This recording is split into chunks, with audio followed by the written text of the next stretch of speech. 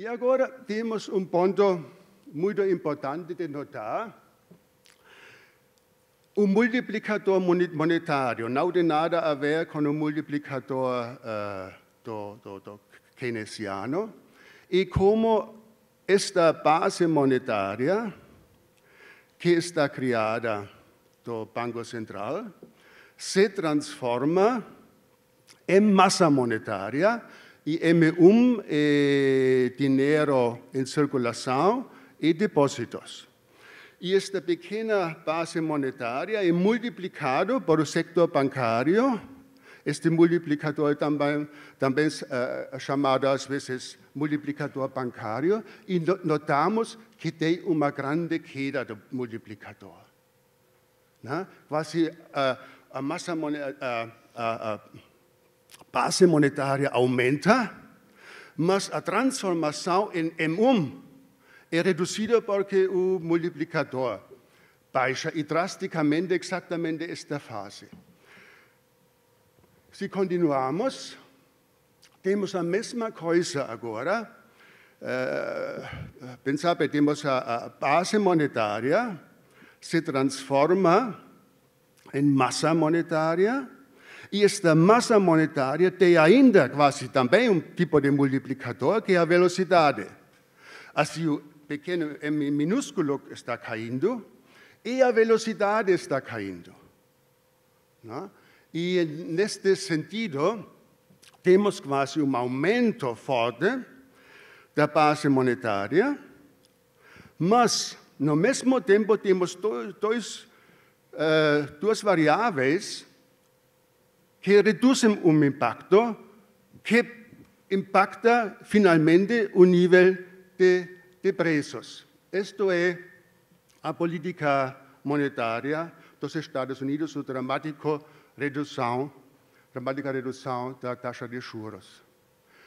Somente para concluir esta análise causal, nós temos a base monetária, como mostrado.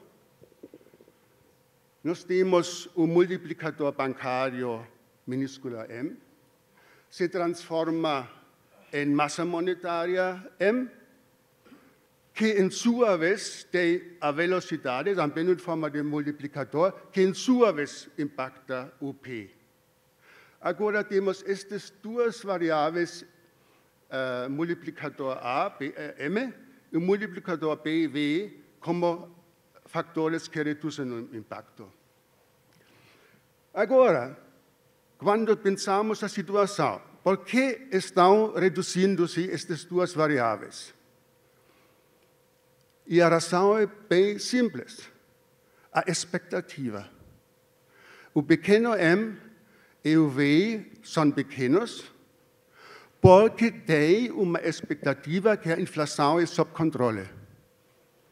Agora podemos só imaginar que acontece, e este aconteceu várias vezes na história, que a expectativa muda quase de hoje a amanhã. Nenhuma pessoa sabe se pode, se vai, mas pode mudar. Agora temos já uma massa fantástica de PM, e quase se M muda e V muda, é quase um fósforo que se volta numa bomba de gasolina. E como se podia notar historicamente nas grandes inflações, hiperinflações, eles surgiram lentamente e, em certo ponto, quase entrou na explosão.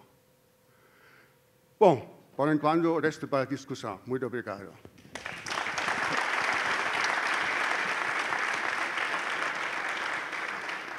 Muito obrigado, professor Anthony. Acho que ilustrou bastante para a gente como a base monetária, que é o que o Banco Central realmente pode afetar, é só a base monetária, e para virar massa monetária de verdade, que é o M grande, depende dos bancos, e essa variável até hoje tem se comportado, que é o M pequeno, que é o multiplicador, e não sabemos como esse multiplicador vai se comportar no futuro, e pode mudar repentinamente e se transformar em mais emigrantes, e, nesse caso, se acontecesse isso, que é o que eu entendo que você parece indicar, aconteceria, então, um cenário inflacionário. Vamos ouvir agora o Dalton, né? A nossa visão de mercado. O Dalton é do Bradesco Investimento, economista-chefe do Bradesco Investimento Corretora. Então, nós que somos mais austríacos e, às vezes, acadêmicos, a gente costuma fazer previsões dos cenários, mas a gente, muitas vezes, não acerta o timing dos cenários.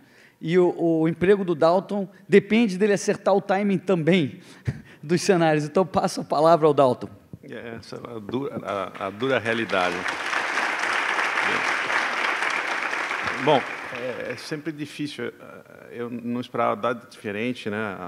A lógica do professor Miller foi arrebatadora aqui, né? Talvez, como o Caetano disse uma vez, que só é possível filosofar em alemão, acho que é só possível pensar em economia em alemão, às vezes. Né? Mas, de qualquer forma, eu tenho meia dúzia de pequenas ideias aqui, até para imaginar como que eu posso defender deflação numa hora como essa, né?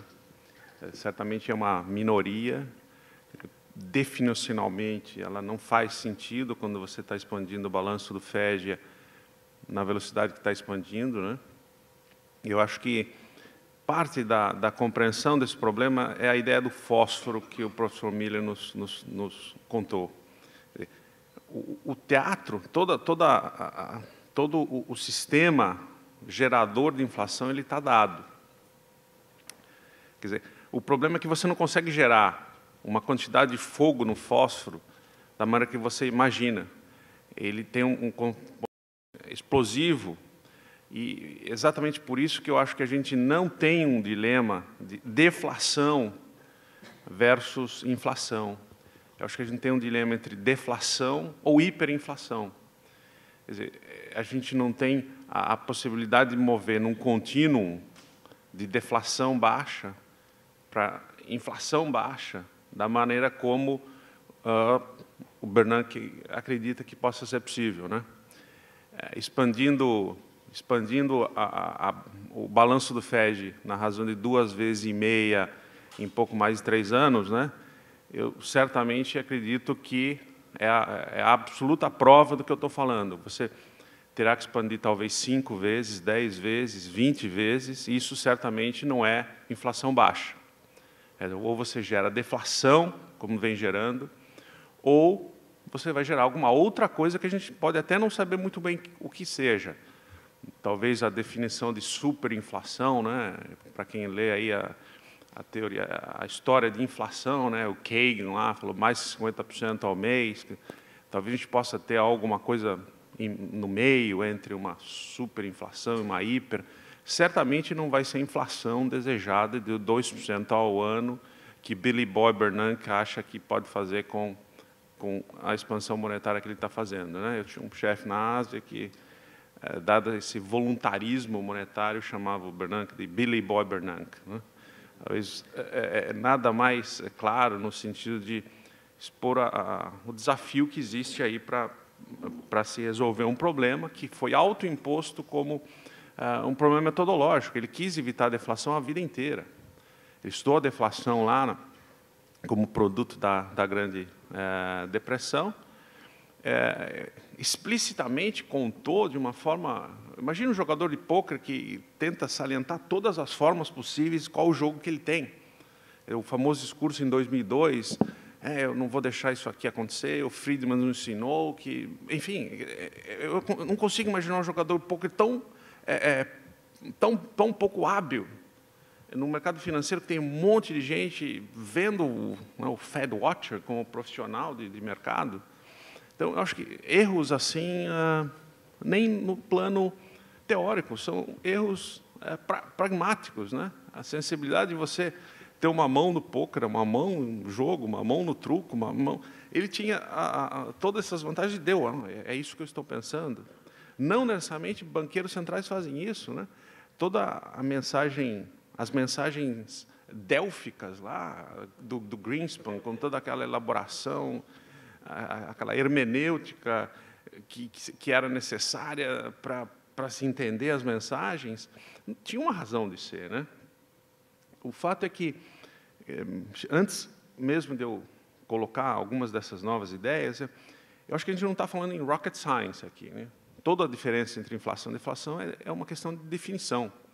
Os austríacos, per definitio, têm um conceito que é a variação dos agregados monetários.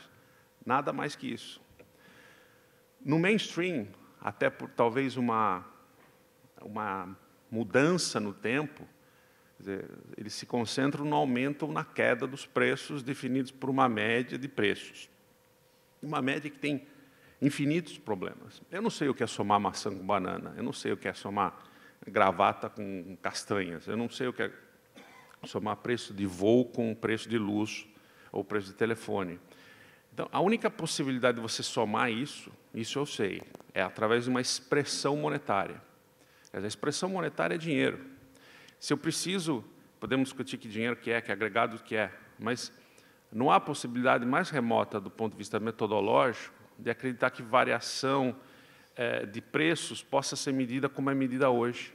Ela não tem um sentido completamente nonsensical, como se diz em inglês, é uma grande besteira.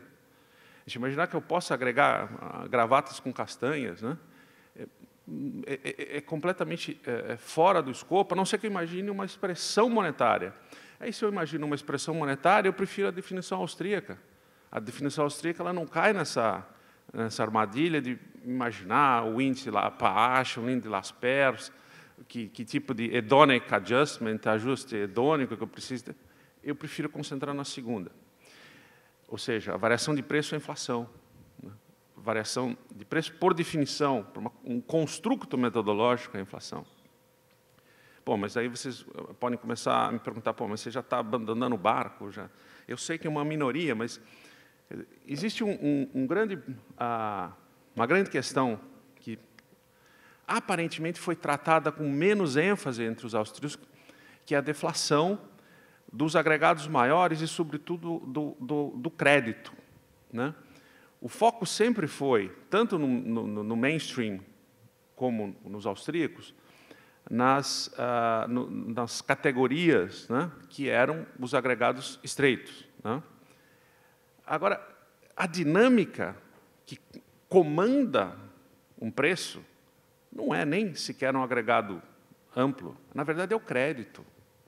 Na medida que a gente multiplica isso, e crédito num sentido moderno do termo, que pode ser toda uma combinação, desde um CDO, aquelas letras impronunciáveis em inglês, tudo isso é crédito.